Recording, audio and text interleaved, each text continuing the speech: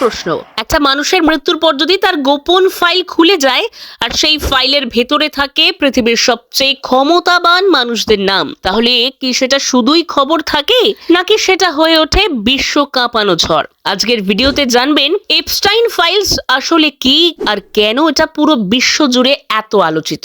Jeffrey Epstein একজন ধনী মার্কিন ফাইন্যান্সার। বাইরে থেকে সে ছিল একজন সফল ব্যবসায়ী, সমাজের অভিজাত মহলে চলাফেরা করত, প্রাইভেট জেট ব্যবহার করত আর রাজনীতিবিদ থেকে শুরু করে ধন কুবেরদের সঙ্গে তার ওঠা বসা ছিল।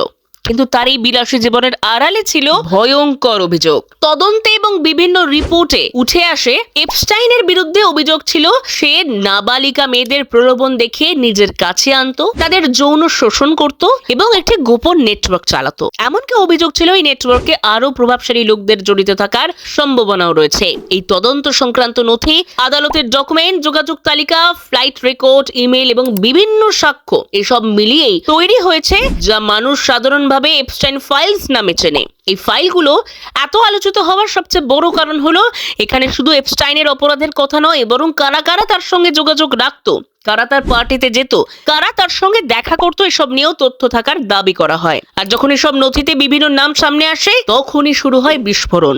কারণ এসব নাম অনেক সময় রাজনীতি, ব্যবসা এবং আন্তর্জাতিক ক্ষমতার শীর্ষ পর্যায়ের মানুষদের সঙ্গে সম্পর্কিত বলে আলোচনায় আসে। এপস্টাইনের বিরুদ্ধে মামলা চলছিল, মানুষ আশা করেছিল আদালতে সব সত্য বেরিয়ে আসবে, কিন্তু হঠাৎ করেই সে কারাগারে মারা যায়। সরকারিভাবে বলা হয় সে আত্মহত্যা করেছে, কিন্তু বিশ্বজুড়ে কোটি কোটি মানুষ বিশ্বাস করতে শুরু করে এপস্টাইনকে চুপ করিয়ে দেওয়া হয়েছে, কারণ সে যদি বেঁচে থাকতো তাহলে অনেক গোপন নাম প্রকাশ হয়ে যেতে পারত। আর ঠিক এখানেই এপস্টাইন ফাইলস হয়ে ওঠে ভয়ঙ্কর, কারণ এটা শুধু একজন অপরাধীর গল্প নয়, এটা ক্ষমতা, গোপন সম্পর্ক আর বিশ্বের সবচেয়ে বড় অন্ধকার নেটওয়ার্কের সম্ভাব্য প্রমাণ। তাহলে আপনার প্রশ্ন, এপস্টাইন ফাইলস এত আলোচিত কেন? কারণ মানুষ মনে করে এই ফাইলের ভেতর লুকিয়ে আছে এমন সত্য যা প্রকাশ পেলে কেঁপে উঠবে গোটা পৃথিবী। আপনি কি মনে করছেন? কমেন্টে জানান।